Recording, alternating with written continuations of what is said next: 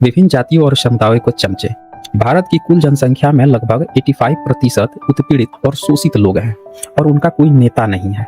वास्तव में ऊंची जातियों के हिंदू उनमें नेतृत्व विहीनता की स्थिति पैदा करने में सफल हुए हैं। ये बात ध्यान दीजिएगा। चुने हुए लोगों की हिस्ट्री है, 2, 3, 4 लोगों की हिस्ट्री है। फूले जी जैसे करोड़ों लोग थे जिन्होंने अपनी पूरी जिंदगी 24 घंटा अपना खून पसीना दिया, मगर उनकी कोई बात ही नहीं करता है। जो आपकी हिस्ट्री है जिसको मिटाया गया है, और आपकी हिस्ट्री है, आपकी हिस्ट्री फूले जी हैं, अंबेडकर जी हैं। ये राहुल वो राहुल नहीं। ये जैसा कि आप जानते हैं, यहाँ पे जो भी बातें होती हैं, जो भी प्रेजेंटेशन होती हैं, जो भी डिबेट्स होती हैं, इसका उद्देश्य साइंटिफिक टेम्परामेंट को इंकरेज करना है। जो कोई भी बाहर से वक्ता आते हैं, वो जो भी अपनी बातें रखते हैं, SC ST जो हैं उनकी प्राथमिकताएं क्या होनी चाहिए, क्योंकि उन दोनों की भी संख्या 28-30% है देश में। और जो जनरल वर्ग है वो चाहे जो भी 3 तकड़म कर ले, उसकी वोट प्रतिशत बहुत कम होता है। तो जो फर्क पड़ाता है संख्या, वो वोटिंग होती है SC ST OBC की, विशेषकर OBC की, फिर SC ST। किसी भी नेता को जब वोटिंग होती है, ये तो कॉन्स्टिट्यूशनल राइट है, हर व्यक्ति को वोट देना चाहिए। किस नेता को वोट देना चाहिए, किस पार्टी को वोट देना चाहिए, आपकी क्या प्राथमिकताएं हैं और नेता अपने मैनिफेस्टो में क्या आपको देना चाह रहे हैं। राहुल गांधी 2024 के चुनाव में 2019 से 2014 से कितना अलग हैं, इस पर बात हो सकती है, होनी भी चाहिए। मेरे हिसाब से इस बार के राहुल गांधी काफी अलग, वे स्वाभाविक नेता की तरह लगते हैं। उनके भाषणों में हारने का तनाव नहीं दिखता, वे इस भय से मुक्त नजर आते हैं, इसलिए अपने भाषण में जनता को डराते भी नहीं, भरमाते भी नहीं, धर्म का इस्तेमाल नहीं करते हैं। 2024 का चुनाव दरअसल व्हाट्सएप यूनिवर्सिटी में हो रहा है, वहां पर धर्म को लेकर ही प्रचार और प्रोपेगेंडा चल रहा है। तो ये सारी चर्चाएं एक बार होंगी, और यहाँ पे मेरा कतई भी ये मतलब नहीं है कि आप इस पार्टिकुलर पार्टी को वोट दीजिए। हम सिर्फ उन चीजों पर, उन प्रेफरेंसेस पर बात करेंगे जो किसी वोट देने के लिए जरूरी होता है। आप खुद जज, तो आपको खुद बनना है। जज बनिए, निर्णय लीजिए और फिर आप जाकर वोट देकर आएंगे। अगर वोट देना है तो हमारा नेता कैसा होना चाहिए, किस नेता को वोटिंग किया जाए। लोग कंफ्यूज रहते हैं, कंफ्यूजन आ ही जाता है। कौन सी पार्टी अच्छी है, कौन सा नेता अच्छा है, क्या आपकी क्या प्रेफरेंस होगी। सबसे पहले तो आप ये देखें कि आप किस समाज से आते हैं। वोट देने के लिए आपको सबसे पहले अपना समाज देखना होगा कि आप किस समाज से आते हैं। और जब आप समाज देखेंगे कि आप SC हैं, ST हैं, OBC हैं, जनरल हैं, तो उसके बाद से अब जब समाज देखेंगे, आप लोग कहेंगे कि अरे ये तो जातीयता की आप बात कर रहे हैं। नहीं, मैं जातीयता की बात ही नहीं कर रहा। मैं तो कह रहा हूँ कि हर समाज की अपनी एक प्राथमिकता होती है। जैसे जनरल वर्ग है, उसकी संख्या मुट्ठी भर है, 7-8% है। मान लीजिए ये कमरा है, इसमें 1000 लोग बैठे हैं। 1000 लोग में से आप यहां पे 20 लोगों को हेडफोन दे दीजिए और माइक्रोफोन दे दीजिए, और वो 20 लोग 24 घंटा चर्चा कर रहे हैं, और 990 लोग यहां बैठे हुए हैं। उनकी ना कोई बात सुनता है, ना उनके पास लाउड स्पीकर, ना उनके पास माइक्रोफोन, हेडफोन। वो देखते रह जाते हैं, और जब भी कोई 90% की बात करता है तो वो नॉन सीरियस हो जाता है। तो मैंने शुरू किया, मैंने कहा देखता हूं ये जो लोग कह रहे हैं नॉन सीरियस, इनकी कंपनीज में इनके स्टेक होल्डर्स कौन है, इनके जो बड़े बड़े पत्रकार हैं, जो एंकर्स हैं। मैंने इनके नाम निकालने शुरू किए। 95% का इनमें एक है ही नहीं, एक OBC नहीं है, एक OBC एंकर नहीं है हिंदुस्तान में, एक OBC एंकर नहीं है, एक दलित एंकर नहीं है, एक आदिवासी एंकर नहीं है। सारी की सारी कंपनियों के लिस्ट में 90% से एक मालिक है ही नहीं। तो लाउड स्पीकर आपके हाथ में ही नहीं है, और अगर लाउड स्पीकर आपके हाथ में नहीं है तो जो भी आप बोलोगे वो नॉन सीरियस। मैंने अगर इनके हाथ में लाउड स्पीकर दे रखा है, मतलब फुल पावर वाला लाउड स्पीकर, तो बाकी सब बोले ना बोले वो तो नॉन सीरियस ही होगा। वो सीरियस तो वही है जिनके हाथ में लाउड स्पीकर है। 650 हाई कोर्ट जजेस हैं, 90% आबादी के पास 650 में से 100, और वो भी छोटे छोटे। और जब तक आप सुप्रीम कोर्ट में पहुंचोगे खत्म। चलिए बड़ी बड़ी कंपनियों को देखते हैं। 200 सबसे बड़ी कंपनियां हिंदुस्तान में, उनके मालिकों की लिस्ट निकालो। 16 लाख करोड़ रुपए, 16 लाख करोड़ रुपए उन 200 में से 25 लोगों को नरेंद्र मोदी ने दिया है। 16 लाख करोड़ रुपया, मतलब अगर आप 25 बार किसान कर्जा माफ करो, हिंदुस्तान का किसान का कर्जा 25 बार माफ करो, उतना पैसा नरेंद्र मोदी ने 25 लोगों को दिया है। 200 में से एक ओबीसी नहीं, एक दलित नहीं, एक आदिवासी नहीं। उनकी सीनियर मैनेजमेंट में एक दलित नहीं, एक आदिवासी नहीं, एक ओबीसी नहीं। तो जहां भी देखो, मीडिया में देखो, प्राइवेट अस्पतालों को देखो, बड़ी बड़ी कंपनियों को देखो, जुडिशियल सिस्टम को देखो, जहां भी देखो कोई है ही नहीं वहां पे। 90% का कोई है ही नहीं। अब मुझे फ्रैंकली जात में इंटरेस्ट नहीं है, मुझे इंटरेस्ट न्याय में है। मैं सिर्फ यह कह रहा हूं कि हिंदुस्तान में आज 90% के साथ अन्याय हो रहा है, भयंकर अन्याय हो रहा है। ये मेरे लिए अब राजनीतिक मुद्दा नहीं है, ये आप बात समझ लीजिए। ये अब मेरा लाइफ का मिशन है। लाइफ मिशन में कॉम्प्रोमाइज नहीं होता है। राजनीति में कॉम्प्रोमाइज किया जा सकता है, लाइफ मिशन में कॉम्प्रोमाइज नहीं होता। जो पिछड़े लोग हैं, सबसे पहले ये शब्द मुझे अच्छा नहीं लगता है, ये पिछड़े लोग, ये शब्द अच्छा नहीं है। सबसे पहले इस शब्द को खत्म करना है।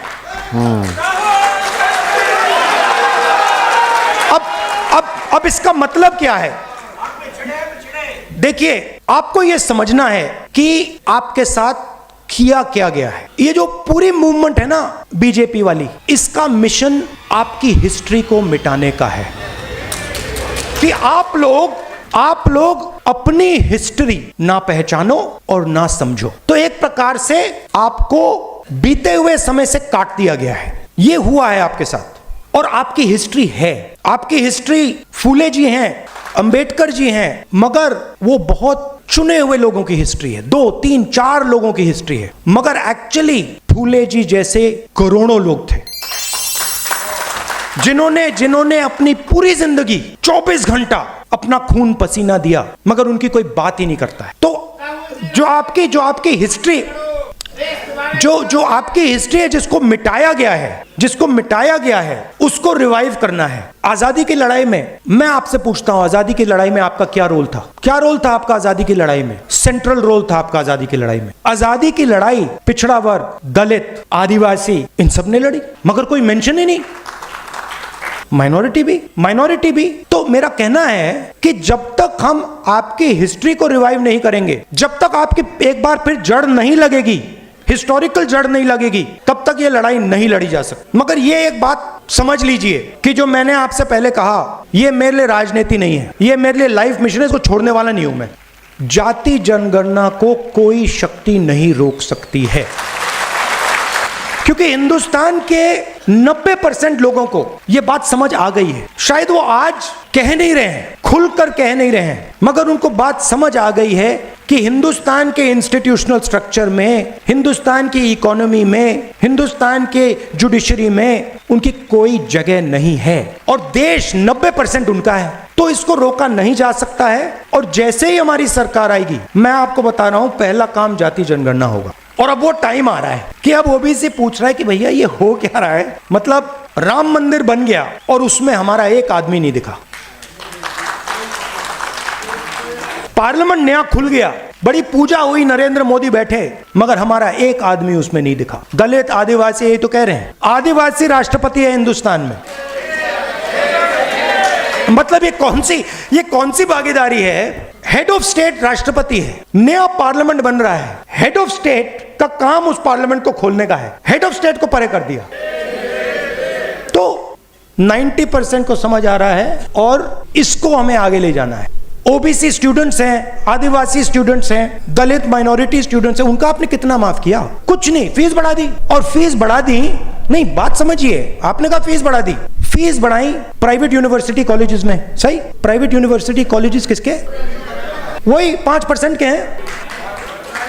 वो जमीन कहां से आई? जमीन कहां से आई? आपकी जमीन, किसानों की जमीन एक्वायर की, स्कॉलरशिप खत्म कर दी। तो प्राइवेट अस्पताल देखिए, प्राइवेट कॉलेजेस, स्कूल्स, कॉलेजेस देखिए, बड़ी यूनिवर्सिटीज देखिए। आप जीएसटी का पैसा देते हो, जमीन आपसे एक्वायर की जाती है और फिर आपकी फीस बढ़ती है। और हर संस्था में ये है। मैं आपको छोटा सा उदाहरण देता हूं, फसल बीमा योजना, मैंने ये पूरी एनालिसिस की है। फसल बीमा योजना 45,000 करोड़ रुपए हिंदुस्तान की सरकार, स्टेट की सरकार फसल बीमा योजना को देती है। फसल बीमा योजना का पैसा 16 कंपनीज को जाता है। 16 कंपनीज के मालिकों में एक ओबीसी, एक दलित, एक आदिवासी नहीं है। उनकी सीनियर मैनेजमेंट में जिनको करोड़ों रुपए की सैलरी मिलती है, उसमें एक आदिवासी, एक दलित, एक ओबीसी नहीं। फिर तूफान आता है, किसान का खेत खत्म हो जाता है, पैसा कहां से आया? जीएसटी से आया, किसान का पैसा गया। और फिर कंपनी कहती है भैया देखो आपके खेत में तो नुकसान हुआ ही नहीं और किसान को पैसा नहीं दिया। तो कहा जाता है कि 45,000 करोड़ रुपए किसानों को जा रहे हैं, मगर होता क्या है? 45,000 करोड़ रुपए 16 कंपनी को जाते हैं। फर्टिलाइजर सब्सिडी भी यही है। जाति जनगणना से क्लैरिटी हो जाएगी। और जाति जनगणना को मैं आपको थोड़ा समझाना चाहता हूं। आप ये मत सोचिए कि जाति जनगणना सिर्फ कास्ट सर्वे है। वो जाति का सर्वे है, मगर उसमें हम इकोनॉमिक और इंस्टीट्यूशनल सर्वे भी जोड़ेंगे। मतलब क्या होगा? देश को पता लग जाएगा कि इस जात में इतने लोग हैं, दलित इतने, आदिवासी इतने, गरीब जनरल कास्ट इतने, इनकी आमदनी इतनी है और हिंदुस्तान की संस्थाओं में इनकी इतनी भागीदारी है। तो पता लग जाएगा कि मीडिया में इतनी कंपनियां हिंदुस्तान की मीडिया को कंट्रोल करती हैं, इतना पैसा हिंदुस्तान की सरकार इनको दे रही है और इस संस्था में इतने ओबीसी, इतने दलित, इतने आदिवासी, वो सब संस्थाओं का होगा। तो ये एक प्रकार से नेशनल एक्सरे मानिए। और मुझे लगता है कि 70 साल बाद ये एक जरूरी कदम है कि हम असेस करें कि 70 साल की आजादी के बाद आज सिचुएशन क्या है और इसके बाद हमें किस डायरेक्शन में जाना चाहिए। लॉजिकल है और इसका कोई इतराज नहीं कर सकता है। ये मैं आपसे कहना चाहता था। आप ये मत सोचिए कि ये काम 1 दिन का, 2 दिन का, 5 दिन का है। ये लाइफ टाइम का काम है और इसको हम मिलकर करने जा रहे हैं। आजादी, कॉन्स्टिट्यूशन, हरी क्रांति, सफेद क्रांति, bank nationalisation, privy purse, computer revolution, ये कांग्रेस का अब नया क्रांतिकारी मिशन है। उसमें से भी ज्यादातर इसी के ही लोग देते हैं, विशेषकर जो अपने घर पे रहते हैं, गांव के रहते हैं, वही लोग वोट देते हैं। बहुत सारे स्टूडेंट पढ़ने लिखने के लिए दूसरे स्टेट में चले जाते हैं, अलग अलग जगहों पे चले जाते हैं, वहाँ वोट ही नहीं दे पाते वोटिंग में। और बहुत सारे ऐसे लोग हैं आज तक वोट ही नहीं किए हैं। तो जो भी काम धंधे के हिसाब से इधर उधर चला जाता है उसको तो वोटिंग कर ही नहीं पाता।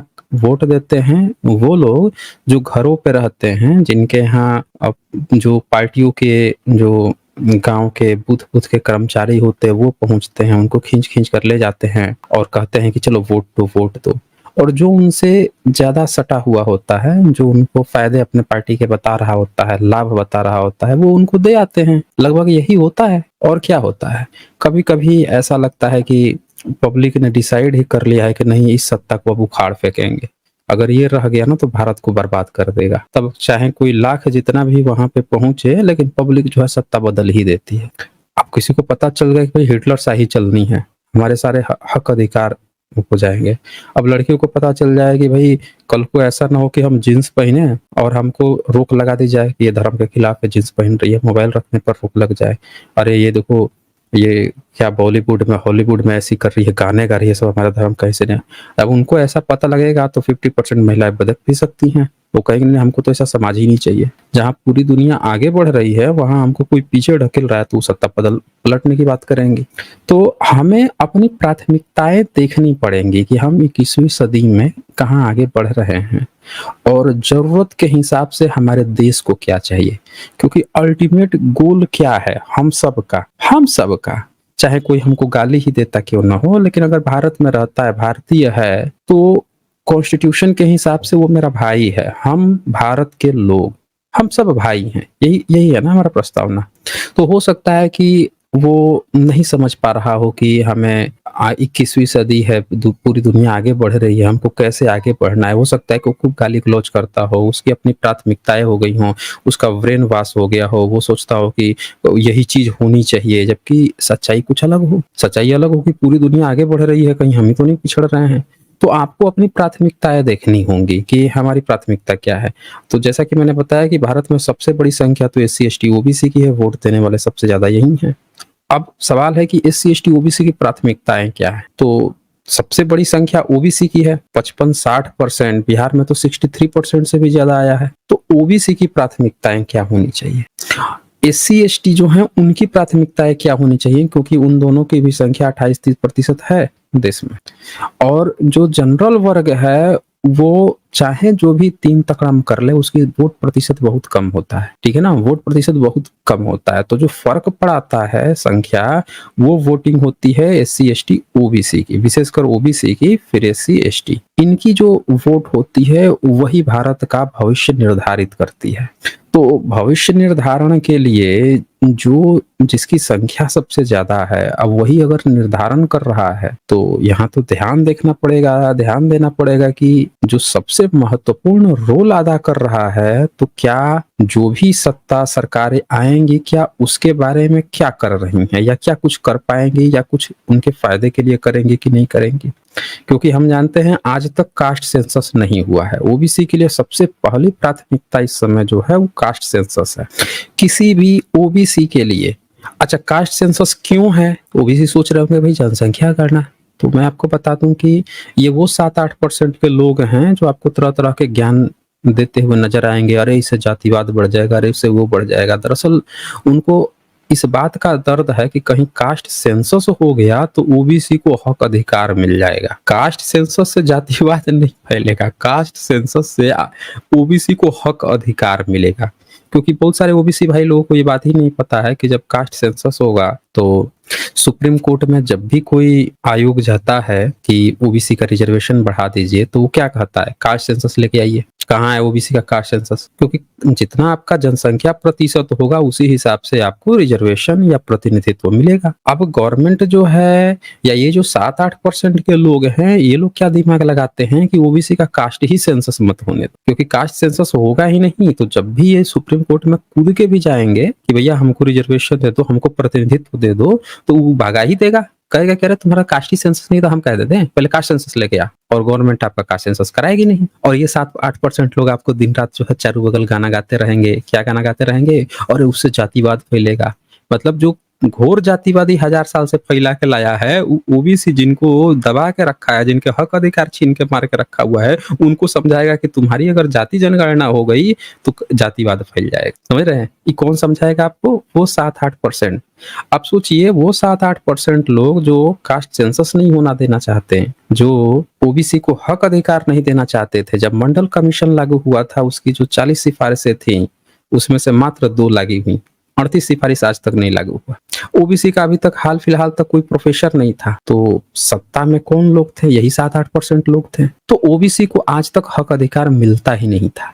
तो अब सवाल यह है कि अगर ओबीसी इतना बड़ा रोल अदा करता है नेता चूज करने में, सत्ता चूज करने में, भारत का गवर्नमेंट चूज करने में, तो उसको हक अधिकार कौन दिलाएगा?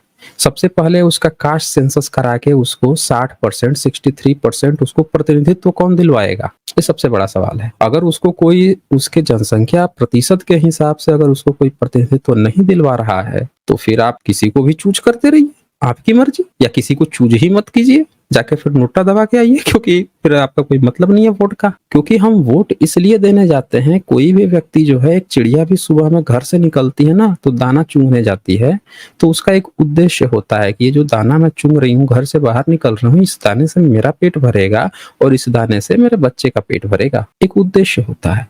हम वोट देने जाते हैं ताकि हमको हक अधिकार मिले। अब कोई हमको हक ही अधिकार नहीं देगा, तो ऐसे नेता को हमको चूज करने से क्या फायदा है? यानी ओबीसी की जो फर्स्ट प्रायोरिटी है वो क्या है? कास्ट सेंसस होना, याद रखिए। अच्छा, अब कास्ट सेंसस की जब हम बात कर रहे हैं तो इससे जुड़े हुए तमाम मुद्दे आ जाएंगे, क्योंकि अनएम्प्लॉयमेंट, बेरोजगारी एक बहुत बड़ा बेरोजगारी है। तो आपके घर में आप देखें कि घर के लोग भूखे रहेंगे, नहीं खा पाएंगे, आपके घर में क्लेश रहेगा, हैप्पीनेस नहीं होगी।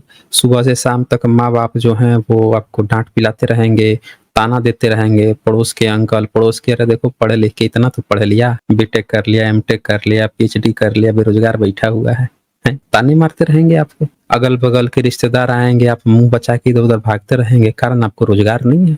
हाथ में झंडा लेके भले ही घूमते रहिए, दिन रात धूम चौकड़ी मचाते रहिए, लेकिन ताने तो पड़ते रहेंगे, अनएम्प्लॉयमेंट। तो सवाल यहाँ पे क्या आती है प्राथमिकता में, कि आपको रोजगार क्यों नहीं मिल रहा है?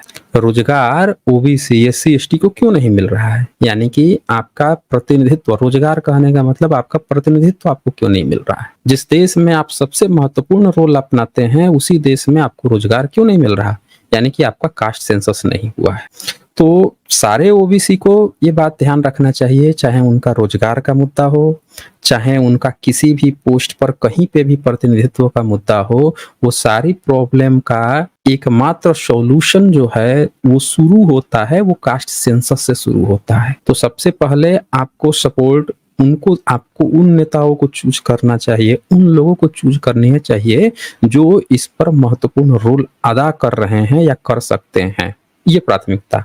यहाँ जाति मत देखिए, धर्म मत देखिए, आप पहले अपनी प्राथमिकता देखिए कि आपकी प्राथमिकता कौन पूरी करेगा। ठीक है, ये चीज होनी चाहिए। देखिए, वोट आप किसी को दीजिए, हमको इससे मतलब नहीं है, हम तो सिर्फ आपके सामने वो फैक्ट्स रख रहे हैं जिसके आधार पर आप तय कर सकते हैं, अपना भविष्य तय कर सकते हैं, पूरी कम्युनिटी का भविष्य।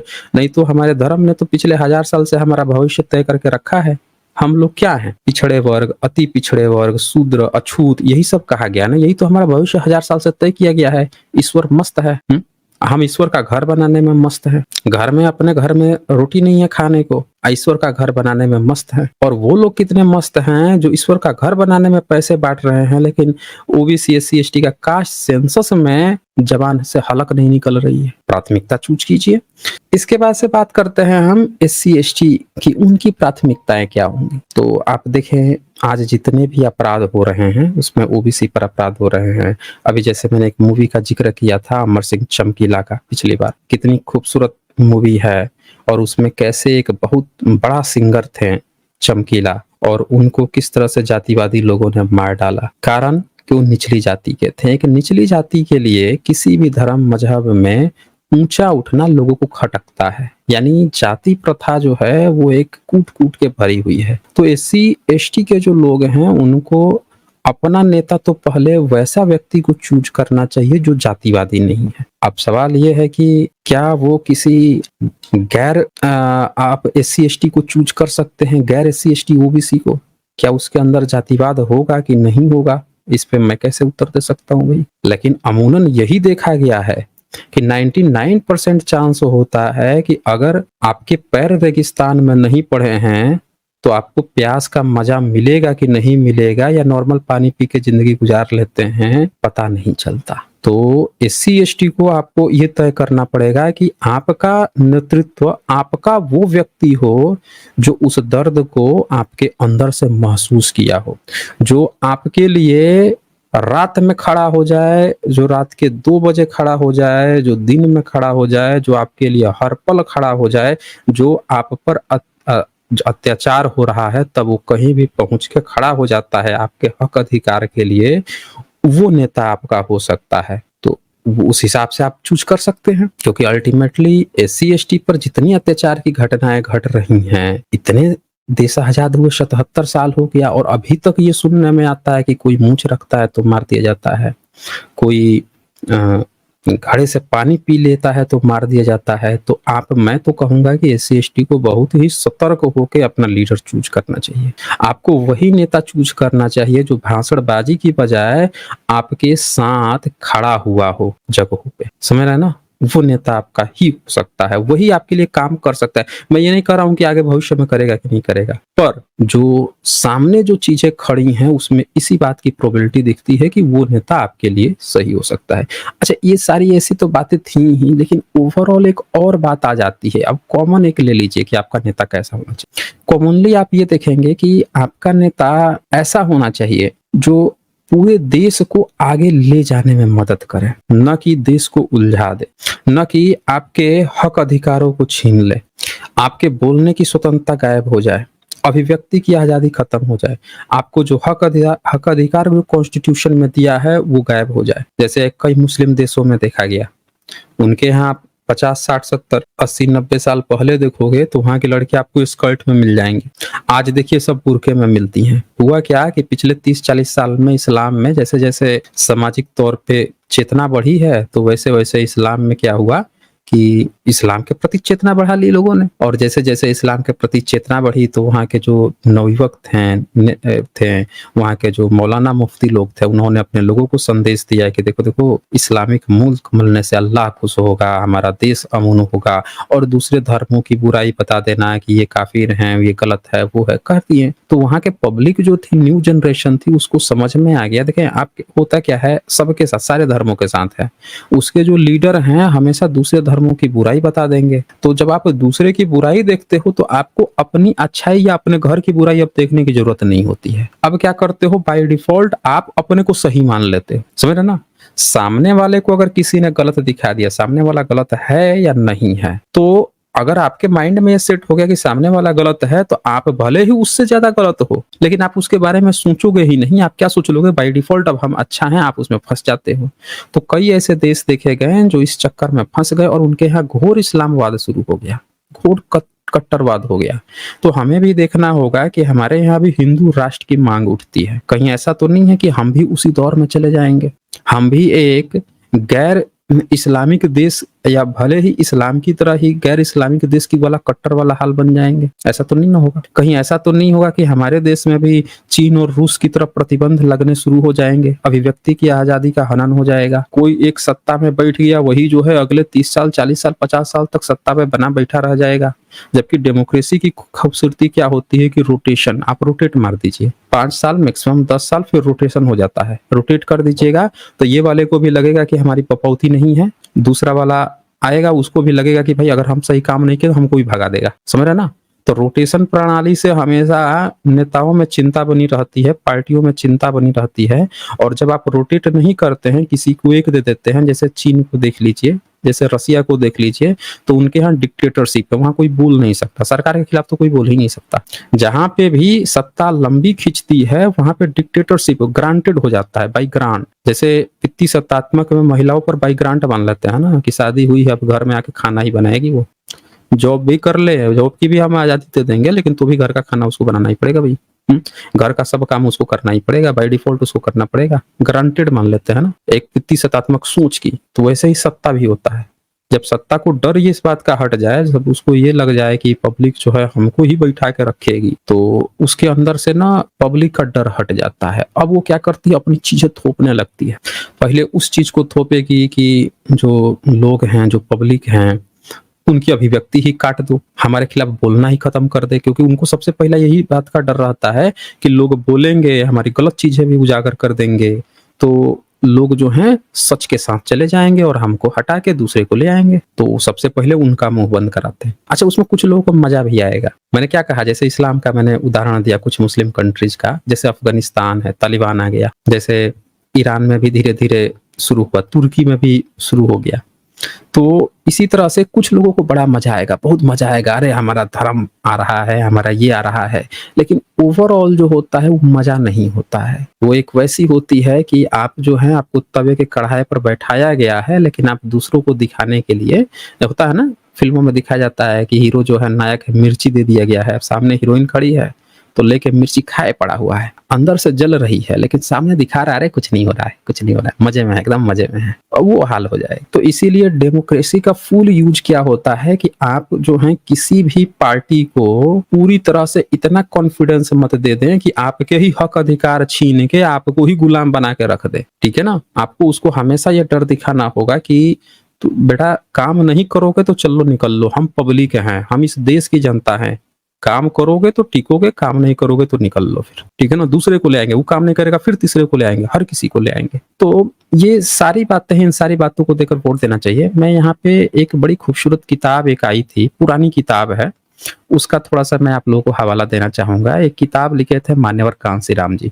उनकी किताब थी चमचा युग, और इस किताब में उन्होंने बकायदे 80 के दशक की जो सत्ता पार्टी थी उनका कुछ जिक्र किया था। उसमें उन्होंने बताया था कि जो चमचा क्या होते हैं, और उसमें उन्होंने सब सारी चीजों का बताया, चाहे वो पिछड़े वर्ग हो, अनुसूचित जाति हो, जनजाति हो, या विदेश में रहने वाले हों, या अम्बेडकराइट हों, हर तरह के चमचों का इन्होंने इसमें जिक्र किया। अब पेज 82 आप देखेंगे तो इसमें ये लिखते हैं ऊपर, विभिन्न जातियों और समुदायों को चमचे, भारत की कुल जनसंख्या में लगभग 85% उत्पीड़ित और शोषित लोग हैं और उनका कोई नेता नहीं है।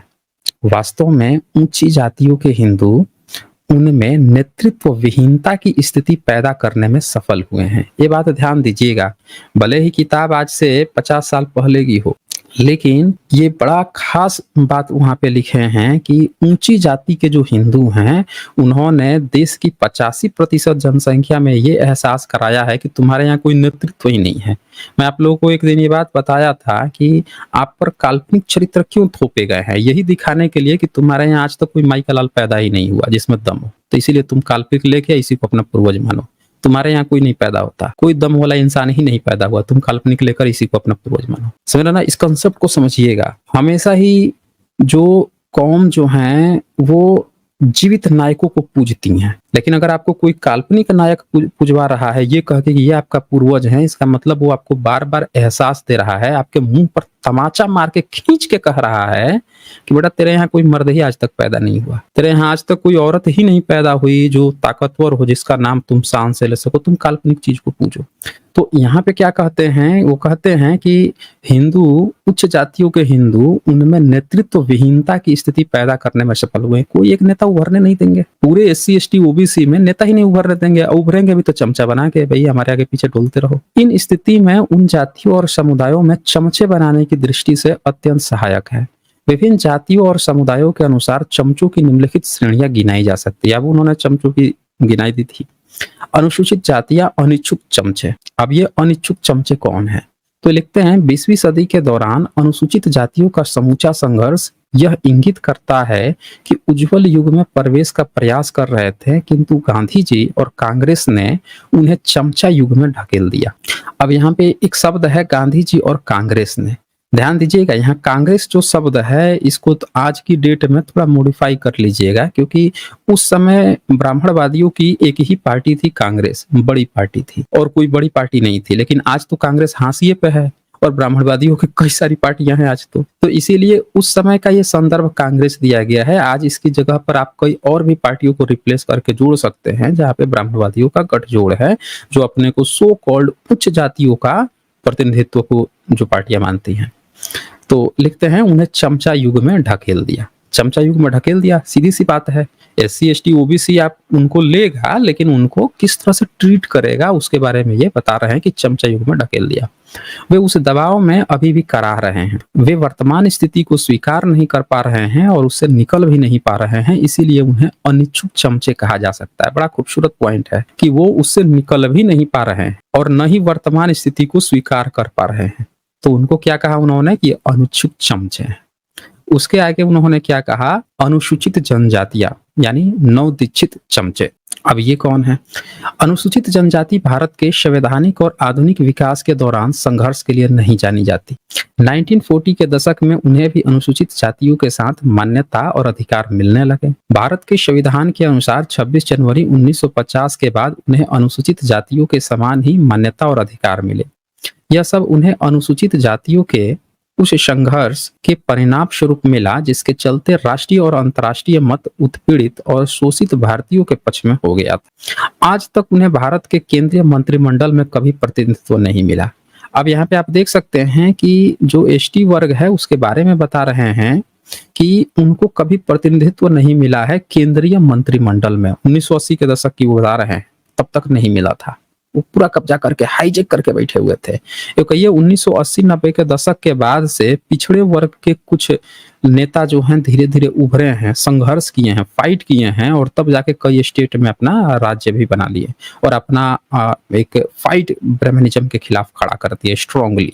तो उस दौरान में ये बताते हैं, फिर कहते हैं आज तक उन्हें भारत के मत नहीं मिला, फिर भी उन्हें जो कुछ मिल पाता है वे उसी से संतुष्ट दिखाई देते हैं। मतलब वो साफ साफ झकझोर रहे हैं कि क्यों उन्होंने अलग से खड़ा क्यों नहीं हुए अपने लोगों के लिए, बल्कि जो जिसका कब्जा है वही कुछ थोड़ा बहुत दे देता है तो उसी के नीचे बैनर तले दब के रह जाते हैं। इससे भी खराब बात यह है कि वे अभी भी उसी मुगालते में हैं कि उनका उत्पीड़क और शोषक ही उनका हितैषी है। देखिए ये भी बड़ा खूबसूरत पॉइंट है कि उनको ये लगता है कि जो उत्पीड़न कर रहा है, जो शोषण किया है, वही उनका हितैषी हो गया है। ये उनके मन में बैठ जाता है। इस तरह उन्हें नव दीक्षित चमचे कहा जा सकता है, क्योंकि उन्हें सीधे सीधे चमचा युग में दीक्षित किया गया है। तो ये बड़ा खूबसूरत पॉइंट है कि नेता जो हैं वो ये बात समझ ही नहीं पाते हैं कि जिसने आज तक शोषण किया है, शोषण कर रहा है, मामले रुक नहीं रहे हैं, फिर भी उसी के वो नवदीक्षित चमचे बन जाते। आगे वो अन्य पिछड़ी जातियों के महत्वाकांक्षी चमचे, इसका भी जिक्र करते हैं और वो बताते हैं कि 1980 के दशक तक ओबीसी का जो रिप्रेजेंटेशन था वो एकदम नेग्लेजेबल था। एक नीचे वो लिखते भी हैं, पिछले कुछ वर्षों में उन्होंने हर दरवाजे पर दस्तक दी, पिछड़े वर्ग को बोल रहे हैं, और किंतु उनके लिए कोई दरवाजा नहीं खुला। आपको पता है मंडल कमीशन से पहले तो ओबीसी को राजनीतिक भी कुछ नहीं था, राजनीतिक भी अधिकार नहीं थे। अभी कुछ मतलब राजनीतिक एजुकेशन और कहीं रिप्रेजेंटेशन मिलता तो नहीं था, इंटरव्यू में वैसे ही भगा देता था। तो अभी कुछ 1982 में हरियाणा में कुछ चुनावों में हमें उन्हें निकट से देखने का मौका मिला। अन्य पिछड़ी जातियों के तथाकथित छोटे नेता टिकट के लिए हर एक दरवाजा खटखटा रहे थे। अब जो ओबीसी पिछड़े वर्ग के थे वो हर एक पार्टी का दरवाजा खटखटा रहे थे, भाई हमको भी टिकट दे दो। अंत में हमने देखा कि हरियाणा की 90 सीटों में से एक टिकट कांग्रेस आई से और एक टिकट लोकदल से ले पाए। आज हरियाणा विधानसभा में अन्य पिछड़ी जाति का केवल एक विधायक है। कुल स्थानों, विशेषकर दक्षिण के कुछ स्थानों को छोड़ हम उन्हें अनेक स्थानों और अनेक स्तरों पर संघर्ष करने के बावजूद अपने अधिकार पाने से वंचित देखते हैं, जैसा कि हरियाणा में है। वास्तव में उनकी ये एक बड़ी संख्या वह सब पाना चाहती है जो अनुसूचित जातियों, अनुसूचित जनजातियों को पहले से ही मिला हुआ है। यानी प्रतिनिधित्व चाहते हैं, पिछड़ा वर्ग पे चाहता है कि हमको प्रतिनिधित्व चाहिए, लेकिन 3700 से भी अधिक अन्य पिछड़ी जातियों में से केवल लगभग 1000 जातियां न केवल अनुसूचित जाति, अनुसूचित जनजाति की सूची में सम्मिलित किए जाने की महत्वाकांक्षा कर रही हैं, बल्कि उसके लिए संघर्ष भी कर रही हैं। 3700 में से 1000 ओबीसी जातियां चाहती हैं कि हमको या तो हमको एससी बना दो या एसटी बना दो। इस प्रकार अन्य पिछड़ी जातियों का कुल व्यवहार हमें यह यकीन की ओर ले जाता है कि वे महत्वाकांक्षी चमचे हैं। तो आप देख सकते हैं कि ओबीसी भी के जो नेता थे 1980 के दशक तक दूसरी पार्टियों में हाथ पांव मारते थे, या कोई उनको टिकट तक नहीं देता था, कोई वैल्यू नहीं थी। पता है क्यों? कास्ट सेंसस आज भी मैं बोल रहा हूं, अगर ओबीसी कास्ट सेंसस के लिए नहीं देता है, अपने हक अधिकार के लिए नहीं देता है, तो ये जो किताब भले ही 50 साल पुरानी हो, ये करारा चोट इस दृश्य दिखाती है कि भविष्य क्या होगा। फिर अल्पसंख्यक असहाय चमचे, अब इनका ये इसमें सारे अलग अलग धर्मों का जिक्र करते हैं। ये कहते हैं सन 1971 की जनगणना के अनुसार भारत की कुल जनसंख्या में धार्मिक अल्पसंख्यकों का प्रतिशत 17.28 है। धार्मिक अल्पसंख्यक टोटल 17.28 है % है। 15 अगस्त 1947 की अंग्रेजों की भारत छोड़ने से पहले उन्हें उनकी आबादी के अनुसार उनका अधिकार मिल रहा था। उसके बाद तो पूरे तौर पर भारत की शासक जातियों की दया पर निर्भर हो गए। अब जो शासक जाति हैं उसकी दया पर ये निर्भर हो गए हैं, जितने भी अल्पसंख्यक हैं। सांप्रदायिक दंगों की बहुतायत होने के कारण मुसलमान चौकन्ने रहते हैं, ईसाई बेबस घसीट रहे हैं, सिख सम्मानजनक जीवन के लिए संघर्ष कर रहे हैं, बौद्ध तो संभल भी नहीं पाए हैं। इन सबसे यही प्रमाणित होता है कि भारत में अल्पसंख्यक असहाय चमचे हैं। तो आप देख सकते हैं कि अल्पसंख्यक समुदाय से भी कोई ऐसा लीडर नहीं है जो अपने लोगों के लिए बेहतर संघर्ष कर सके। मतलब उस दौर में वो बता रहे हैं। अब तो धीरे धीरे काफी सुधार भी हुआ है उन्हीं के कारण। जब उन्होंने इस मामले को बहुत हाईलाइटेड किया तब कुछ जातियों को समझ में आया कि हाँ यार, बात तो ये सही कर रहे हैं, हमको भी मिलना चाहिए। फिर मंडल कमीशन आया, फिर धीरे धीरे ओबीसी में भी कुछ जागरूकता बढ़ी। आगे विभिन्न दलों के चमचे, अब यहाँ पे वो बताते हैं कि कैसे कौन कौन सी, उस समय की सबसे बड़ी पार्टी कांग्रेस हुआ करती थी। तो मैं बता देता हूँ कि आज का उस समय कांग्रेस कहने का मतलब सारे ब्राह्मणवादी उस समय कांग्रेस में होते थे। आज तो शिफ्ट हो के कई सारी पार्टी बना के बैठ गए हैं उसमें, उस समय प्रॉपर उसी में होते थे। तो इसीलिए पुरानी जितनी किताबें मिलेंगी, चाहे बाबा साहब की किताब मिले, मान्यवर काशीराम की, उसमें कांग्रेस पर खूब हल्ला बोला गया है। तो इसका मतलब ये नहीं है कि आप जो हैं इसी एक पार्टी को समझ ले कि यही प्रॉब्लम है, नहीं। उस समय सारे ब्राह्मणवादियों का यही पार्टी होता था। आज दृश्य बदल चुका है। इस मेरी बात को थोड़ा गहराई से समझिएगा। खैर, तो इसमें फिर वो देते हैं कि बाबा साहब ने किताब लिखी थी, what Congress and Gandhi have done into the untouchables, और उसमें उन्होंने इन स्थितियों को पूरा डिटेल्स में बताया कि कैसे इन दोनों ने मिलके और कैसे भारत के SC ST जो हैं OBC हैं उनको बरगला दिया, उनको जो है अपने नीचे ले आया, वोट बैंक बना के अपने सत्ता भोगते रह गए, कैसे इनका इस्तेमाल कर लिया गया और लोग वैसे कैसे नहीं सोच पाए, तो उसका पूरा जिक्र करते हैं। फिर आगे इसके बाद से अज्ञानी चमचे। अज्ञानी चमचा कौन है, तो उसमें वो बताते हैं कि भारत के उत्पीड़ित लोग, विशेषकर दलित वर्ग, लगभग पूरे भारत में अन्याय के खिलाफ जूझ रहे हैं। उनके अधिकांश संघर्ष स्थानीय और क्षेत्रीय रहे। देश की जनसंख्या और आकार को ध्यान में रखते हुए हम कह सकते हैं कि लगभग वे संघर्ष लगभग अलग थलग रहकर किए गए कि वे समूह का संघर्ष प्रतीत होते हैं। फिर नीचे लिखते हैं, आज भी भारत में अनुसूचित जातियों के लगभग 50% लोग डॉक्टर अंबेडकर के जीवन और मकसद के बारे में अनजान हैं। तो वो बताते हैं कि भारत में जितने भी अनुसूचित जाति हैं वो बाबा साहब को ठीक से नहीं जानती है, और इसी अज्ञानता का फायदा उठा के सारे के सारे जो जितने भी ब्राह्मणवादी पार्टियां हैं वो बहुजनों को अपना अज्ञानी चमचा बना लेती है। चमचा बना लेती है, चमचा कहने का मतलब उनको बाबा साहब के संघर्ष नहीं पता। तो जब आपको संघर्ष नहीं पता होगा कैसे फाइट करनी है, कौन आपका दुश्मन था, कौन आपके हक अधिकार छीन रहा था, आपको नहीं पता है, आप अज्ञानी हैं, तो आपको कोई भी चमचा बना लेगा। आपको ऐसी पिक्चर दिखाएगा, आप पिक्चर देख के सोचेंगे अरे वाह कितना बढ़िया है, कितना बढ़िया है, समझ रहा ना। तो वही हाल हो जाएगी। जैसे फिल्में बनती हैं, फिल्म के कोई हीरो का रोल कर रहा है, कोई विलेन का, तो जो विलेन का रोल करता है उसको आप सोच लेंगे कि यार ये कहीं रियल लाइफ में भी विलन होगा, और जो हीरो का रोल करता है उसको सोच लेंगे रियल लाइफ में भी हीरो होगा, तब भ्रम में पड़ जाएंगे। रियल लाइफ में देखेंगे तो जो सामने हीरो बन रहा था पर्दे पे, हो सकता है वो विलन निकल जाए, और हो सकता है जो विलेन का ही रोल करता हो वो रियल लाइफ में वो हीरो हो जाए या हीरो हो, ये भी हो सकता है ना।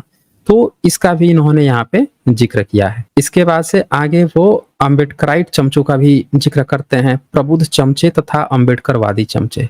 यहाँ पे इसका भी ये जिक्र करते हैं, हर तरह के चमचों का ये जिक्र करते हैं, चमचों के भी चमचे का जिक्र करते हैं कि जो चमचे हैं उनके भी चमचे हैं। तो ये बात आप देख सकते हैं। विदेश स्थित चमचे, इसमें ये दिखाए हैं कि बहुत सारे विदेश में जो लोग हैं भारत से, वो जाके वहां बसते हैं और वहां से यहाँ आकर घुस जाते हैं किसी पार्टी वार्टी में घुस के, या फिर चमचागिरी शुरू कर देते हैं। ऐसा लगता है चमचा कमी पड़ गई है, वहां से आते हैं। एक उदाहरण भी देते हैं, मानो इस रिक्त स्थान को भरने के लिए अनेक स्वार्थी और अवसरवादी चमचे भारत की ओर दौड़ पड़े। अमेरिका से आए ऐसे ही एक योग्य व्यक्ति को दिल्ली में और उसके आसपास अपने आप को शासक दल के चमचे के तौर पर जमा लेने की फूहड़ कोशिश करते हुए देखा गया। भारत में लंबे समय तक ठहरने के दौरान उसका मोह भंग हो गया और वह वापस अमेरिका जाकर न्यूयॉर्क सिटी की कांग्रेस आई में शामिल हो गया। ऐसे तमाम स्वार्थी अछूतों को लगभग मोह भंग की स्थिति में अपने अपने विदेशों में लौटना पड़ा। मैंने इस अधपकी कोशिशों की ओर गौर करने का फैसला इसीलिए किया है क्योंकि विदेशों में चमचे हैं जो पार्श्वों में छिप रहे हैं। जब भारत में उत्पीड़ित भारतीयों का आंदोलन मजबूत हो जाएगा तो वे फिर से खुले में आ जाएंगे। तो कहने का मतलब ये है कि ये मैंने आपको एक सैंपल दिखाया कि मान्यवर काशीराम जी जो हैं वो अपनी जो किताब लिखे चमचा युग, उसमें उन्होंने इस बात का एकदम क्लियर कट बात कहा कि SC ST OBC पिछड़ा वर्ग, अति पिछड़ा वर्ग, जिनको अछूत कहा गया, जिनको आदिवासी कहा गया, हम सबको हमेशा ही ब्राह्मणवादियों ने ये दिखाया कि आपका अपना कोई नेता ही नहीं है, नेतृत्व विहीन हो, तुम आओ हमारे अंडर में रह के तुम काम करो, हमेशा यही दिखाया गया है। तो अब समय आ गया है दोस्तों, पूरे SC ST OBC का समय आ गया है कि आप ये साबित करें कि आप सम्राट अशोक और बुद्ध की, बाबा साहब की संतानें हैं। अगर आप नहीं साबित कर पाए हैं तो आप ये मान के चलिए कि आप उसी दौर में चल रहे हैं। आप जो हैं एक क्रिकेट के खिलाड़ी जो है, जो क्रिकेट का खेल खेलता है, उससे आप जाके बैडमिंटन खेलेंगे, आप कभी जीत पाएंगे? कभी नहीं जीत पाएंगे। समझ रहे हैं ना। आप जिस फील्ड के खिलाड़ी हैं, आपकी जो प्राथमिकताएं हैं उसकी प्राथमिकता अलग है, जनरल वर्ग की प्राथमिकता अलग है, उसका जो नेता होगा, उसके जो लोग होंगे, उनकी प्राथमिकताएं होगी जनरल का वर्चस्व जो सदियों से रहा है उसको बनाए रखना। क्या वो आपका पूरा कर सकते हैं? सोचिए जरा, क्या SC ST OBC की जो चीजें हैं वो क्या जनरल वर्ग का कोई कैंडिडेट होगा वो पूरा कर सकता है? अगर वो पूरा ही करना है तो फिर आपके अंदर से आपके वर्ग से क्यों नहीं नेता उभर रहा है? क्या वो नहीं पूरा कर सकता? क्या उसमें नेतृत्वहीनता की कमी है? इन सारे मुद्दों को सोचिए, ध्यान से सोचिए, समझिए और इस बात को चैलेंज कीजिए, इस बात को प्रूफ कीजिए कि कौन लोग है। जैसे एक समय अंग्रेज आया था तो वो भारतीयों को कहता था कि अरे ये तो अज्ञानी है, ये तो कुछ नहीं कर पाएंगे। तो क्या आज भी SC ST OBC जो हैं हम यही साबित करते पाएंगे कि हमारे यहाँ नेतृत्वहीनता की कमी है? तो आपके ऊपर है, आपकी चॉइस है। हम तो सिर्फ आंकड़े आपके सामने रख रहे थे, हम एक झलक दिखा रहे थे कि हमारा इतिहास में क्या किस तरह से चीजें घटी हैं और आपको क्या चूज करना है। ठीक है ना? 5 साल मत सोचिए, सीधे आप अगला 100 साल सोचिए कि ये अगला 5 साल जो है भविष्य में क्या आपके लिए मानक तय करेगा, बच्चों का क्या मानक तय करेगा। हम 21वीं सदी 22वीं सदी में जाएंगे या पाषाण काल की तरफ तो नहीं भाग रहे हैं, उल्टा रिटर्न तो नहीं भाग रहे हैं। किसी मजहबी कंट्री की तरह तो हम नहीं बनते जा रहे हैं, समझ रहे ना? तो ये सारी बातों को ध्यान दीजिए, खुलकर वोट दीजिए और हर व्यक्ति वोट दीजिए। हर व्यक्ति जाके वोट दीजिए। याद रखिए, चाहे आपका जो फेवरेट लीडर हो, जो भी आपके मन में जिसके भी प्रति हो, मैं तो कह नहीं रहा कि आप इसी को दीजिए उसको दीजिए, लेकिन आप दीजिए जरूर। हर व्यक्ति जाके वोट जरूर डालिए। विपुल रेशनल यहाँ लिखते हैं, वर्तमान वित्त मंत्री फाइनेंस मिनिस्टर के प्रसिद्ध विशेषज्ञ पति ने बताया कि यदि बंगारू जनता पार्टी तीसरी बार सरकार बनाती है तो हम सभी के अधिकार के साथ संविधान भी बदल देंगे और कोई इलेक्शन भी नहीं होगा रसिया जैसा। क्या बात कर रहे हैं भाई विपुल रेशनल? देख लीजिए, ये ऐसी चीजें भी हो रही है क्या भाई कि कोई किसी की सरकार बन जाएगी तो वो कॉन्स्टिट्यूशन ही हटा देगा। तो लो भाइयों, अगर ये बात सही है तो भैया जनता आप लोग चूज कीजिए फिर कि संविधान हटा देना है। तो क्या हम लोग मनु युग में चलें फिर?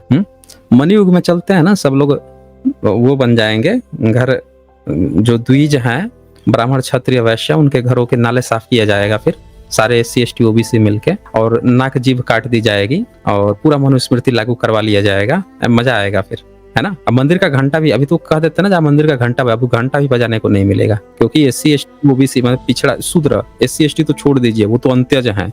OBC विशेषकर पिछड़ा वर्ग, उसका तो एक ही मात्र काम परमेश्वर ने दिया है। क्या दिया है भाई? ऊपर के 3 वर्णों की सेवा करना। तो शूद्र का तो काम मंदिर का घंटा बजाना भी नहीं है, परमेश्वर की भी सेवा नहीं करना है।